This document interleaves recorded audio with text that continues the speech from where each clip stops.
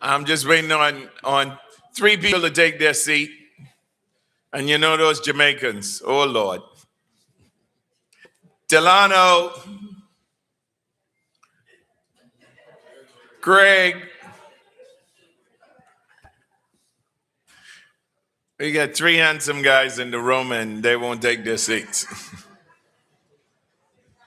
I know, it's tough being ugly. All right, so we're about to start. Excuse me. Yes, Louis. We got Marriott here also, who she left out. Sorry about that, Marriott. Don't worry, I'm a Bon Boy member. Yeah. Luis, you got the chairman's award, right? Yes, I did. Oh my God. Luis has been around with us investing in the Caribbean for years. Ladies and gentlemen, give Luis a hand. NABHOOD's Chairman Award recipient. Thank you. Luis, stand up. Take a bow. Thank you. I actually, my mic on? My mic, is it on? I don't know. Well, in any case, I flew in from Spain for the award for today. You flew in from Spain? Yeah, I was in Spain on holiday. I was having a good time. You were watching the World Cup. I did. I know. But all right. Let's start. Okay, so we'll start with the first question I always ask, which is, tell me something, Marriott. Why do you think the Caribbean is a great place to invest, as opposed to just coming right here to Miami and invest? Be very careful with how you respond, because there are investors here from Miami looking to do Marriotts. I think the proximity to the U.S. market is very important. Our largest consumer base is here in the U.S. Out of the almost 300 million Bonvoy members that we have, being so close to the U.S., it's a huge opportunity. I think the ease of access, you have a lot of flights going in, and then winter. I mean, winter gets cold in here. It's nice and toasty in the Caribbean. Okay, so Marriott, Hilton, Wyndham. Who has the oldest property in the Caribbean? Well, that would be Hilton. Hilton? Yes. And which property would that be? That would be the Caribe Hilton. Caribe Hotel. Right. Who did the Copacabana in Cuba? Yeah, but we can't count Cuba right now.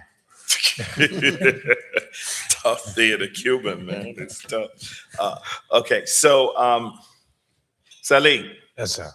We've heard a lot today from Angela and the crew about Turks and Caicos, and why Turks and Caicos is where it is. But let's hear it from you. Why is Turks and Caicos such a hot place to invest and such a luxurious place to invest in during the last 5 years? We keep hearing about us. Tell us what the secret is.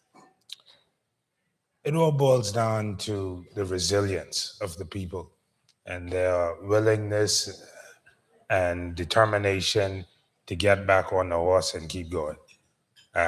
We've had a number of things that could have and maybe should have folded us, but as a people, as a government, we just continue to rise back up, continue to put ourselves out there and remain open for business. So I must start with the people of the country. Is definitely our best asset. Beautiful. Pablo. Yes, sir. Yes, you always give us an exciting roundabout of what's been happening in the last year in the Caribbean that Hilton has an appetite for and that Hilton is currently doing right now. Tell us where Hilton thinks it's hot, what Hilton is doing in which countries, and what Hilton is looking at right now. Top three properties Hilton is looking at right now in the Caribbean, and why? It's a tough question right now because the Caribbean is hot. It's not just one island, I would say. I think that the dynamics have changed over time. I think that the Caribbean overall has significantly grown, has significantly improved the connectivity as a region itself, and therefore is self-generating opportunities to continue developing in the market. And the proof point of that is you would look at, and Lou, you can probably talk about it, but when you think a while ago, we were always thinking about the Caribbean just for leisure purposes. We were always thinking about either this full service or resort hotel, which is great, phenomenal. There's still opportunities there, but there is also opportunities in the corporate segment. There is opportunities for families visiting the market. There is a lot of more trade among the islands that is generating opportunities. And that's how you see some focus service coming into the territories, into the islands throughout the Caribbean that before a lot of people never thought about it. Some others thought about it, but they were kind of like pioneers in that segment. And now you see them in multiple places of the region. So what I would say is, first of all, the region overall is growing. Yes, there are certain markets in terms of number of visitors that are always going to take a little bit more of the spotlight when you think about numbers of visitors, and then you can go into the Dominican Republic, you can go into Puerto Rico, et cetera, but that doesn't mean that there are other territories that are not attractive because they're underserved, or there is opportunities that are unmet. Like we opened recently last year, at the end of last year, we opened a Hampton in St. Thomas. Nobody thought at the beginning about why Hampton would be the right brand, and it's been a tremendous success from the ownership perspective, a tremendous success from the community perspective, and also a tremendous success from the brand perspective. So what I would say is that there is a huge amount of opportunities, and the depth of the market has drastically changed from what it was before.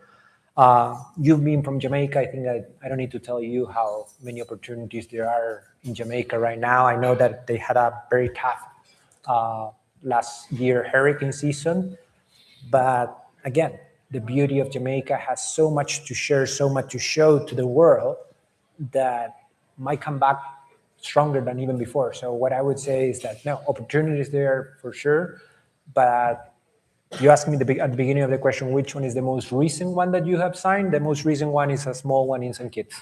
It's 100 rooms in St. In Kitts. Kitts and Nevis? How many rooms? 100 rooms. 100 rooms? Yes, a double tree by Hilton. So you have some people in the audience who know I'm Bahamian to the bone. I'm not from Jamaica, I'm Bahamian. But I will say I represented Jamaica in Washington, D.C. for 10 years. And God, I've been a prolific visitor and investor in Jamaica for about 20-some years. But my heart and my home is always the Bahamas. Well, I'm a Caribbean person. So what's good for Jamaica is good for the Bahamas, and it's good for the wider Caribbean. Always good in the U.S. Virgin Islands. What was it? Maybe about 10 years ago, I was a speaker at the governor's inauguration. He's now finished 2 terms, right? Yeah, he's completing his term now. So we're actually going through elections this year for a new governor. A new governor? Yeah. Hey, don't let Andy do like he did to Delano Sivrite, say you'll be the next prime minister. I'm He not in the ain't running. gonna make it if you do that during politics. You always remain humble and say, we have a prime minister. Let him finish his term. So we're going to get a new governor in the U.S. Virgin Islands in January of next year, huh? Yeah, we do elections similar to the U.S. mainland, where we do elections in November, and then it changes terms in January. So we'll have a new governor, a new Senate in January. I tell you guys, that's an experience, being invited to the inauguration of the U.S. Virgin Islands governor. So what happens, and I see Joe here.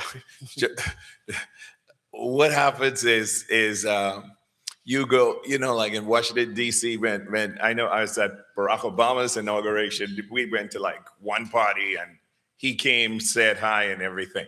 In the U.S. Virgin Islands, the governor has 3 inauguration parties. So you get you get into St. Thomas, then you get on the governor's flight, and he takes you over to St. Croix and over to St. John. And every single night is a different party.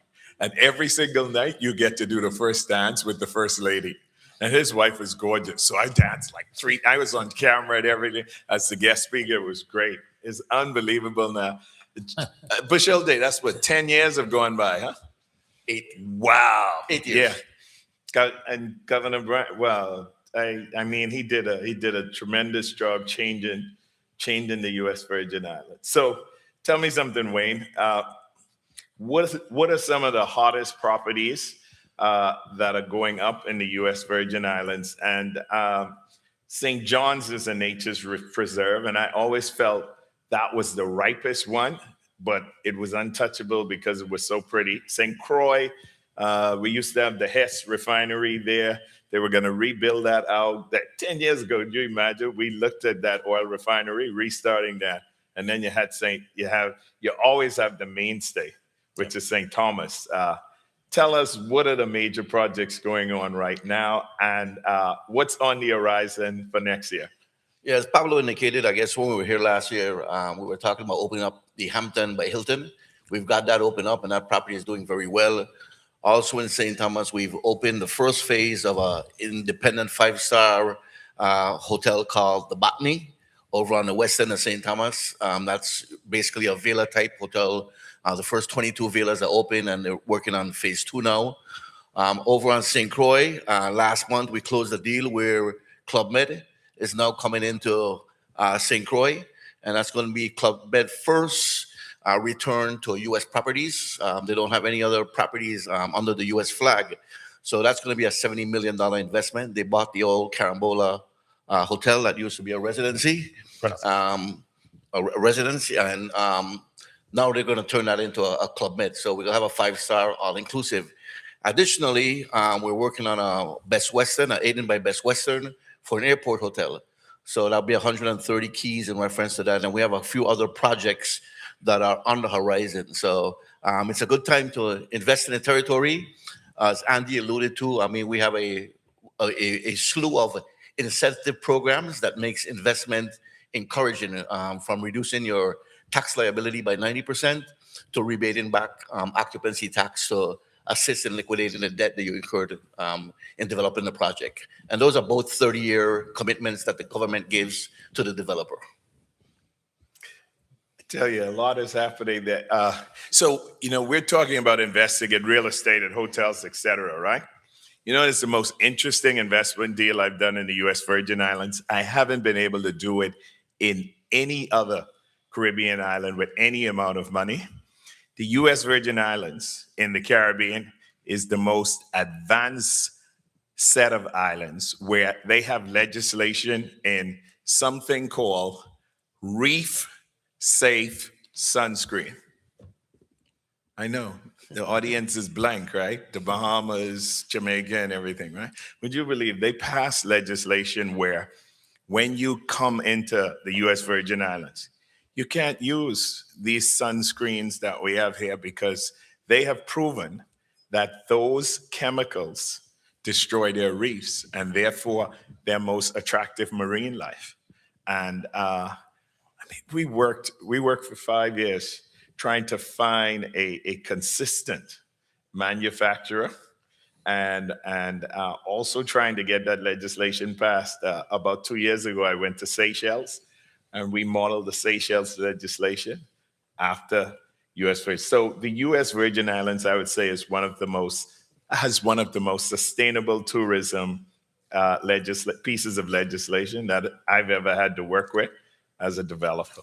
Yeah, well, thanks for that. We've also banned plastic straws now because plastic straws also affect and harm the marine life, particularly the turtles that come into nest. So yeah, we're trying to stay ahead of the curve in reference to how do we protect our natural environment.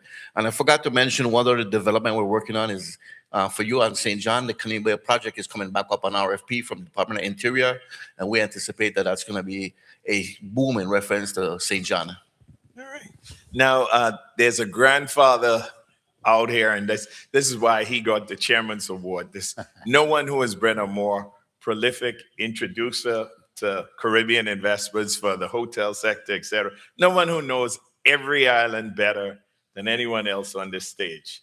And every time I sit at his footsteps and I listen to him, he'll tell me the truth and nothing but the truth about whether it's a good deal or a bad deal, or whether, that's a waste of time, Jerry, we did this one before, etc. Luis, what is Wyndham's outlook for the Caribbean, and what sits on the horizon for you with your experience as the next set of great investments? Well, I personally feel with the geopolitical situation right now, what's going on in the Middle East, where these Kuwait, and the so unstable it is that with the Caribbean being, with its proximity to the United States, with the improvements in airlift, I think there's going to be a shift of investment that are going to look more favorable if the governments of the islands ensure that there are, you know, incentives that are in place. And I think there will be, and I see it already, interest in investments for branded hotels, branded residents. I think there's an opportunity throughout the whole Caribbean. I've done deals right now. I've done over 8 deals already for this year.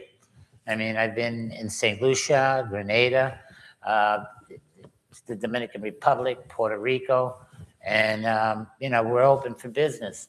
And I think that this the branded residence is a great model that, when properly put together with its feasibility study, and you have to do your homework and put everything together, I think there's great opportunities right now. And I'm working right now maybe 12 different projects right now throughout. So in addition to the 8 that I've signed already this year. So I think there's an appetite for investment, especially in the branded residence sides, that's going to be one of the key ways of raising the funds necessary. So out of chaos comes opportunity, and it's very interesting. The one thing about Americans is Americans will travel. They have to take a break. They got to get out of this place. And right now, you know, 3 weeks ago I came through Amsterdam, and before that I came through Dubai, and believe it or not, like, I don't see as many Americans or have conversations with Americans on the airplane who are taking that kind of chance. But this year, I mean, last year alone, the Bahamas has had over 12 million American visitors. To put that in perspective, the population of the Bahamas is only about 400,000 people. So we've had more visitors than the entire population. And the reason is because the Bahamas and the Caribbean is right next door. So they want to get a passport and they want to get out the country, but they don't want to go too far, because if something hits the fan, they want to be able to get back very quickly. And that in itself is a tremendous opportunity that destinations like U.S. Virgin Islands, Turks and Caicos, the Bahamas, and Jamaica, Trinidad and Tobago and Guyana. There was someone in the room who came up to me and said, "Mr. Butler, you never talked about Grenada." And I was like, Grenada, the island of spice. Well, I think Sir Hopkins' daughter, she won an award yesterday, right? Spice Island Resort. Yes. And yeah, that's like one of the few like 6-star resorts in the Caribbean. And Grenada is an incredible location. We're doing a Wyndham Grand. Yeah, exactly. An incredible location also. So you have so much variety when it comes to investing in the Caribbean. And you also have so much incredible variety when you talk about investment opportunities beyond real estate, beyond hotels, but just in basic infrastructure. And when you ask about basic infrastructure, though, right, on some of these islands, that alone determines what you might decide to make an investment in, right? So if I had money not for a hotel, but I had money to invest in a public-private partnership for basic infrastructure being transport, roads, water, telecommunications, etc. What would be the most friendly opportunity to jump into if I was in the U.S. Virgin Islands, Wayne? I can't tell you what industry, but I will tell you that we have about $24 billion just for infrastructure development right now. So what we've been doing is we've been bundling projects in reference to road repairs, rebuilding of schools, rebuilding of government buildings, creating solar plants. I mean, there's a variety of different areas depending on your interest. where you could really look at in regard to rebuilding. We have money as a result of Hurricane Irma and Maria in 2017, COVID money, ARA money. There's a variety of federal money that's available. So in the next 10 years, the Virgin Islands is going to look completely different than look now. We're replacing all our sewage lines underground, so all of that old infrastructure will be replaced. All our roads will be paved, new street lights on the roads. I mean, there's a variety of projects that are ongoing currently. So if you're looking to invest in the territory, now's the time. The only English-speaking islands under the American flag, and of course, no passport is required to go back and forth. So a variety of different ways that you can invest in the territory and really have a significant investment where you can earn a good rate of return. Yeah, I see some interesting stuff, but to put it together and to be able to meet with the correct government officials, you have to really go through a lot of websites to see what's out there as PPP opportunities so you could put in a bid. But I thought that would be equally as great an investment opportunity as is the hotel sector, which we're talking about. I mean, every year when I'm at Marriott, they've got a new brand out. And these new brands are always interesting when they decide on which portion of the travel market they're going to focus on. Tell us about Marriott's newest brand or brands. So early this year, we announced that we're doing a JV with for Lefay. It's a new brand, hotels out of Italy, and they're focusing in spas and treatments and that's a focus. So it's a luxury position hotel, and the idea is to launch from Italy and going to all the markets that can support obviously the rate. We know that's a very important space that we didn't have a dedicated brand. And we see a lot of potential, in particular in the Caribbean, where the luxury footprint, our luxury footprint is very strong, and there's still space for growth. And what's that brand called again? Lefay. Lefay? Lefay, yeah. Lefay. L-E. So we're going to start seeing ads for that soon? Soon. Yeah. We're going to make a lot of noise by the end of the year. Yes. And what's Hilton?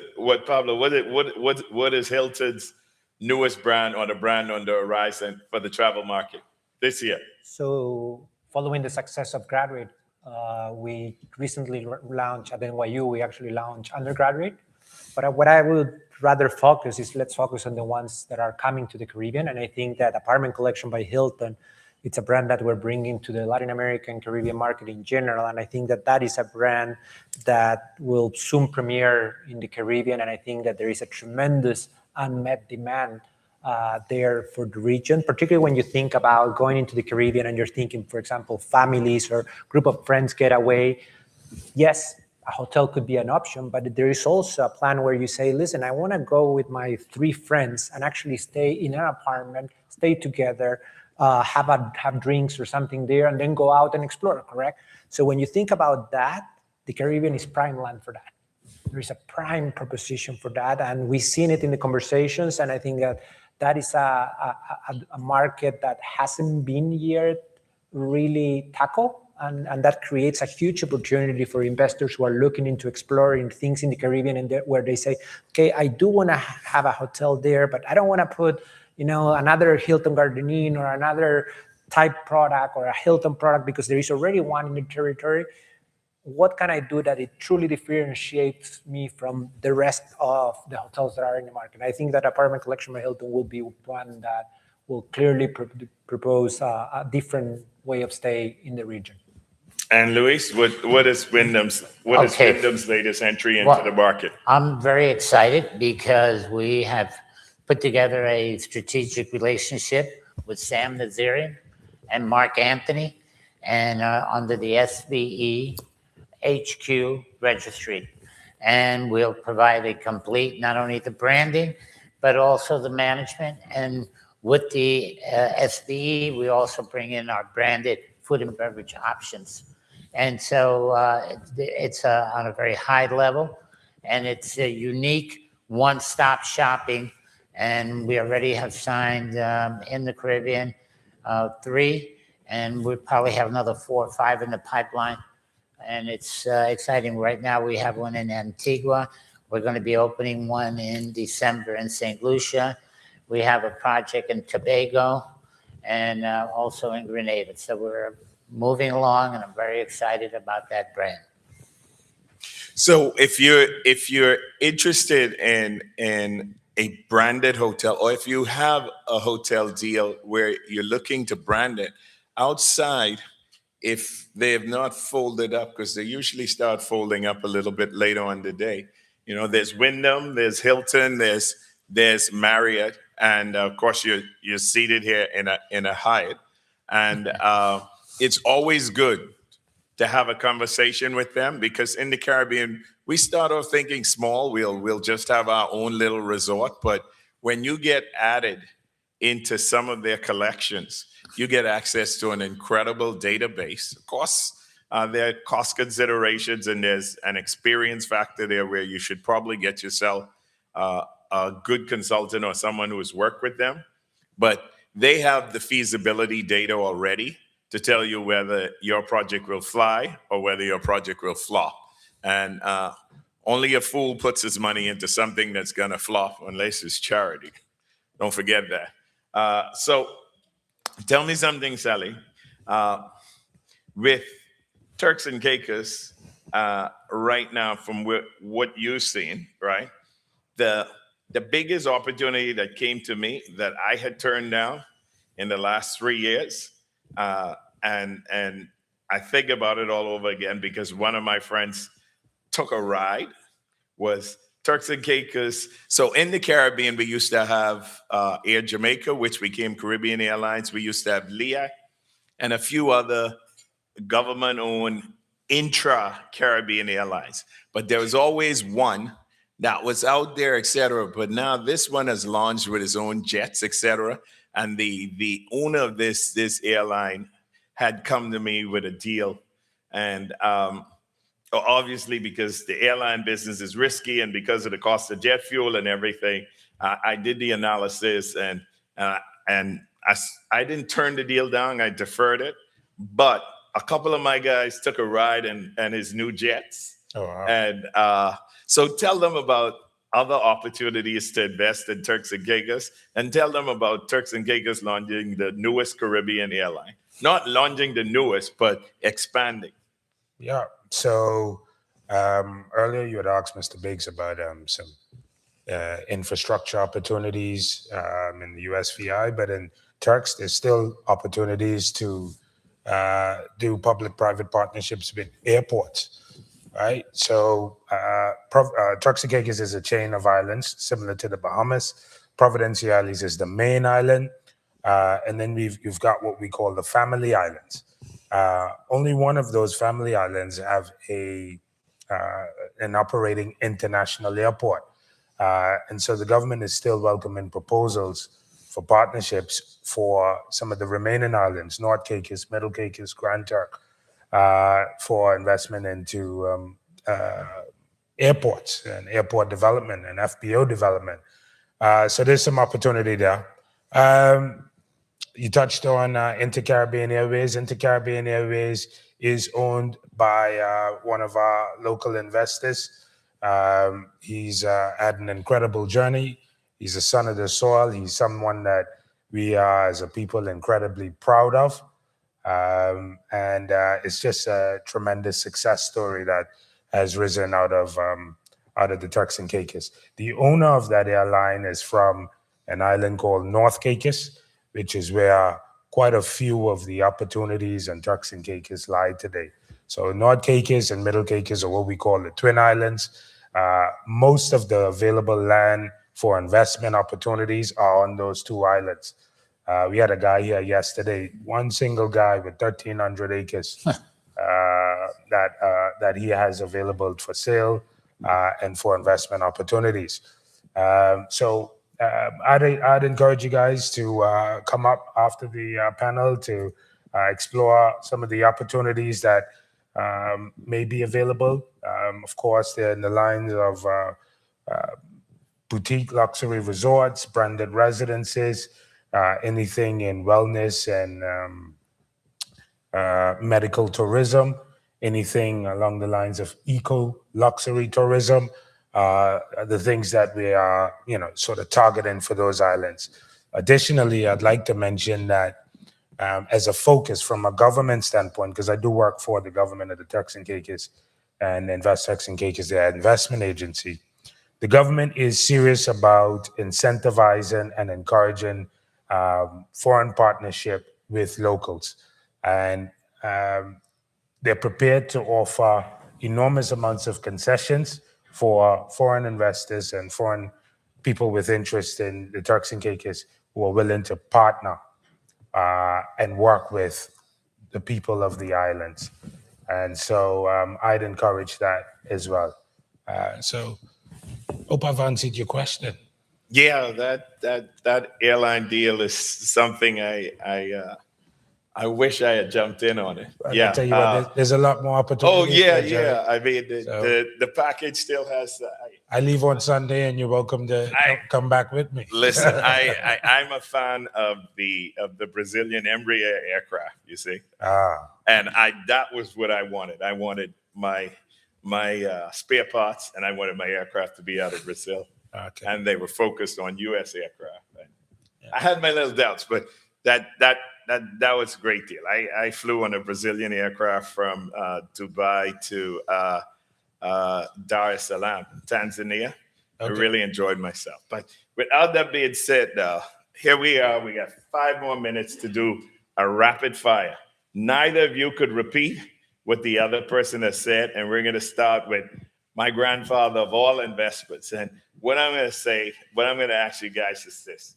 Name me the 3 most important factors in your experience that you've come up with for making a successful investment deal in the Caribbean. All right? And you cannot say what the other person has said. I got you thinking, right? TikTok. Think of Family Feud, guys. I'm Steve Harvey. This is family. All right, let's not get carried away. So we'll start with the grandfather of them all. Luis, the 3 most important factors in your experience after all these years that make for a successful deal in the Caribbean. Give me 3. Professional, a feasibility study, and are willing to negotiate. PFW, professional feasibility study, willing to negotiate. Pablo. De-risking, community, and I would say security. De-risking, community, security. DCR. Salik. Finances, partnerships, and integrity. Integrity. I Very like that. important. I like that. Financing, partnership, and integrity. Cool. Win. Yeah, permitting. I want to say capital, but he said finance, and I guess that'll be the same in regard to that. I think there has to be community buy-in. What? Community buy-in. Someone else said community. Who said community? Okay. Pablo. See, Pablo's done hotels in our area, so you understand the need for community. I think government, in reference to that, I'm stuck on the 3rd one because I think everybody said we're going to have some Virgin Island rum tonight, and you'll tell me the rest of the story. Mariette, your 3. Location. Very good. Oh, why not? Cool. My genius. Yes, he did. All right, guys. So listen, my time is up. It's 3:25. I had to get through this very quickly. I know you guys had lunch and all that other stuff. So I hope we created an interesting panel to keep you guys awake. My panelists here are all going to depart this stage, and so am I. And please, don't let them go without grabbing them right down in the back there, out the foot. PJ, what's next? Oh, PJ, we have something else in here? Yes, we do. Okay, so when we're going to let them clean this room up and let PJ them get it going. And Rick will be outside in the foyer. And please feel free to approach us. And if you have a check for me, approach me first, okay? Ladies and gentlemen, please thank my panelists right now by giving them a round of applause. Thank you. All right. Thank Good you. evening, everyone. Good afternoon, everyone. Thank you. That was Jerry Butler with the Caribbean Investment and Development Forum. Our thank you to our panelists, Wayne Biggs of the U.S. Virgin Islands, Pablo Maturana of the Director of Development of Latin America and Caribbean for the Hilton, Salik Garland from Invest Turks and Caicos, and Luis Alicea from Wyndham Hotel and Resorts. Our next session is Hospitality and Tourism Executive Roundtable, A View from the Top. Moderator is myself, PJ Douglas Sands, and the panelists are Jennifer Matarengas King of the U.S. Virgin Islands Department of Tourism, Tanya Pratt, Chair of the Tourism Development Corporation of the Bahamas, Joe Bisholti, President of the West Indian Company, U.S. Virgin Islands, and Tracy Cooper, Managing Director of Bahamas Air Holdings Limited. Please ensure you get your microphones at the front of the stage.